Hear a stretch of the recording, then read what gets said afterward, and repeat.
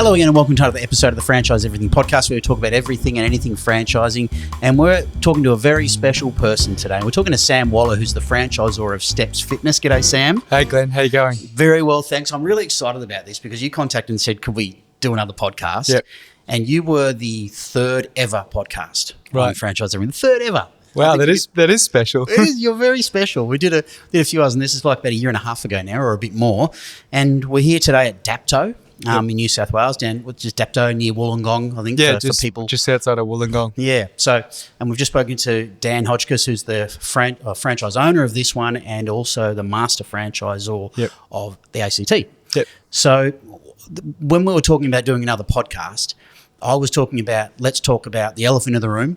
The thing that's probably on the tip of people's tongue. Yep. And this is what I came up with for you, and we agreed on it. Was that are there too many fitness? Are there any gaps in the fitness industry in the Australian market? There seems to be fitness everywhere. Yep. What do you see? What do you see? There's so many concepts. Absolutely. I've racked my brain on this for years. I'm 15 years in now, and it's something I thought about very deeply when I had my one gym in St. Lucia, my first gym in St. Lucia. You had a gym as a franchise owner before you became I was a franchisee first, personal trainer, then a franchisee first. And then I did think about it deeply when I got offered the opportunity of the master franchise here in New South Wales. I thought about that exact question because for me, I didn't feel comfortable growing or expanding in a very competitive industry without a very unique USP, so unique selling proposition. So it's something I really thought about, and we came to the solution that has led us here today of this hybrid model. We're the first in Australia to release a full functional group fitness plus also 24/7 under one roof. Not only that though, Glenn, we also thought deeply about who we want to attract. Knowing that for customers or franchise partners, customers first, first.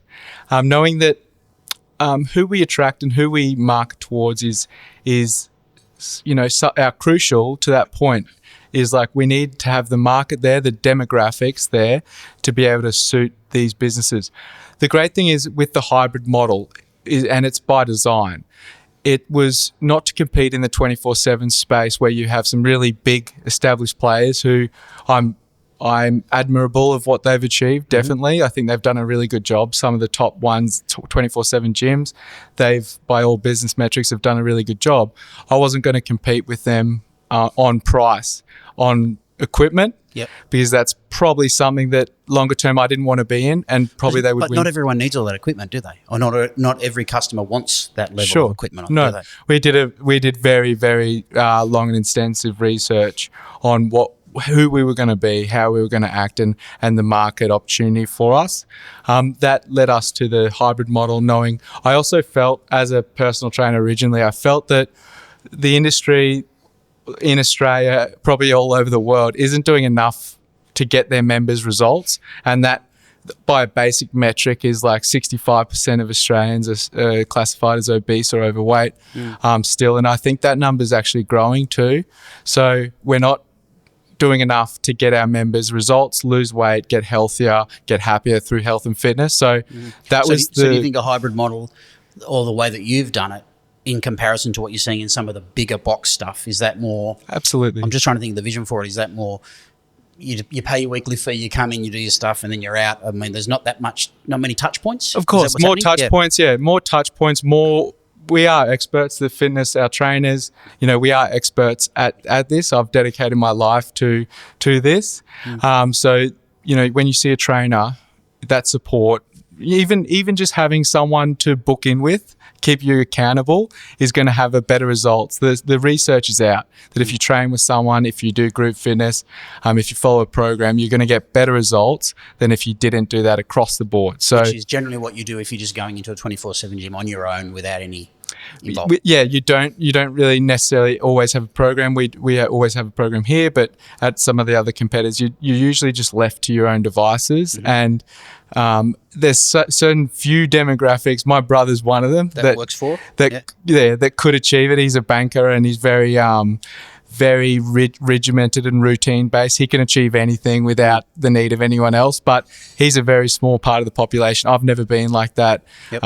And I think the majority of Australians, majority of humans need someone to keep them accountable, need that extra sort of group fitness, because doing it their own way, over time, short term it might work, but over time, I think you're going to have less results, and you're going to eventually need a trainer, a program, or group fitness instructor. So since we spoke last year, did a podcast in there. So I think you're at about 17 or 18, and you're now at 25 locations. Yeah. So, the title of this podcast is Finding the Gaps in the fitness industry. Yep. There's so many brands in there. So how do you find the gaps? So Sure. how do you locate them? What are you looking for? In your take? Great question. So after we chatted, I opened one of the most successful gyms that I've ever been a part of, the successful business I've ever had in a regional area. There was one other competitor that was had a huge amount of members, that equipment was sort of, getting to the end point. People just didn't have another option. So we brought that community that I'm very passionate about another option.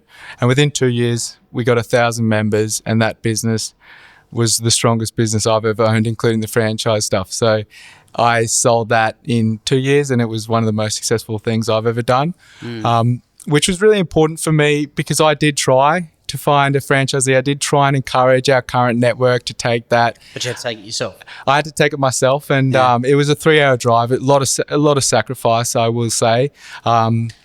Stuff like the thing that ultimately made me decide on selling is I spent the start of this year out there on the tools as a group fitness instructor, doing everything because the manager resigned. So stuff like that is unavoidable. So you got pulled back. I got pulled back on the tools. Yeah, got pulled back. The members, I'm not sure if that's what they wanted, but ultimately it was really good to be. That's what I love. You must have got a lot out of that, though. I did. And it also gives you a certain element of respect, I would imagine, from franchise partners, whether they tell you or not. Yeah. I imagine that. You go out and do it. Of course, yeah. I'm always a doer. I think that's why I'm here today, is because I do the research. I guess that's really important. I look at the market, I look at everything, and I pay. We were just talking about.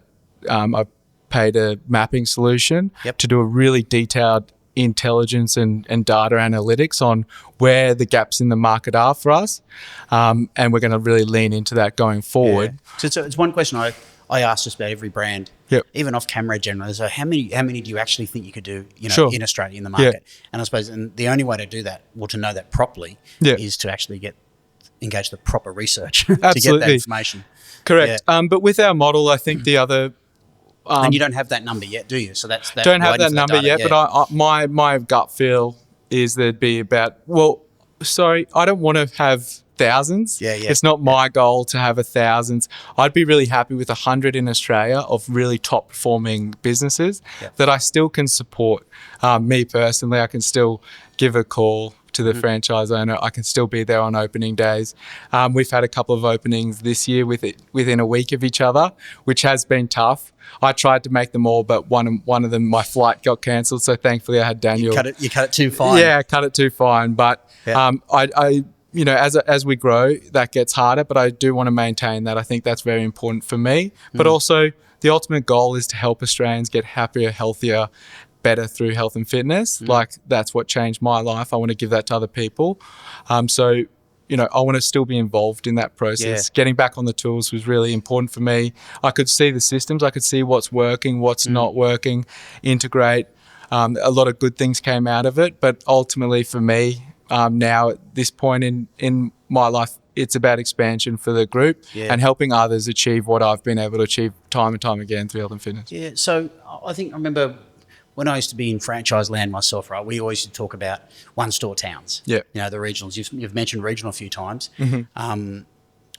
If you can do really, I said this to you off camera, I reckon there should be, I don't know if there are, but if you're a young entrepreneurial person, I would be jumping from small regional to small regional town every 2 years with a franchise model they know and love, and they know it inside out, and reopening, selling, reopening, selling, reopening, selling.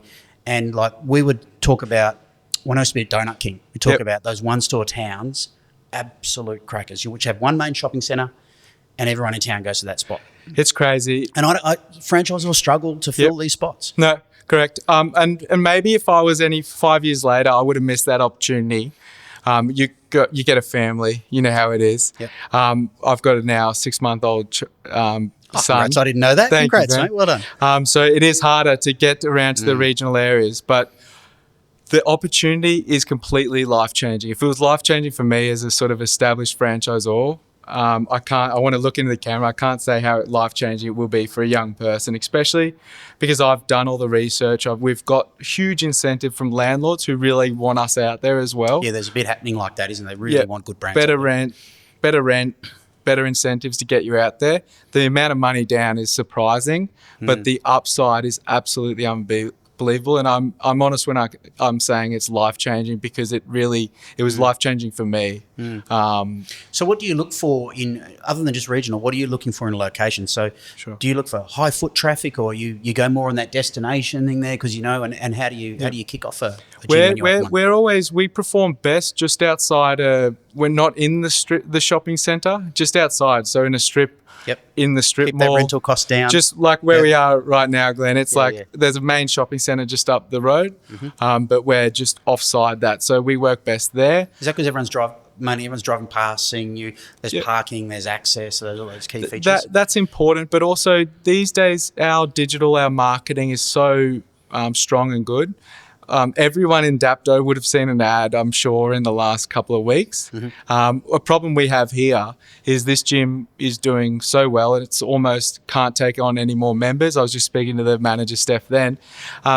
She said, it's getting very busy at times. It's got an upstairs as well, though. Yeah, so it used to be just this down level. Yep. They had to expand to the up level, so they got double the size now, but still it's getting a bit busier. So it's a great challenge to have as a business. We'll think through that, how we can measure that. But members are seeing the ads consistently, and that's sort of having a downside effect, because then they're thinking, okay, well, there's always an offer for new members. What do we get? It's a factor. It's a great problem to have. Yeah, but it's funny because since when we met and we did this podcast last year, I don't think I just told you I was I saw the Stepz ad outside my shopping centre, and I ended up joining Stepz. Yeah. So I took my boys there for a while there. So there you go. So it works. Yeah, amazing, Glenn. I think you fit into that target market that we looked at, a family. You wanted to bring your family, you wanted to bring your kids there. I didn't want a massive setup. Yeah. So we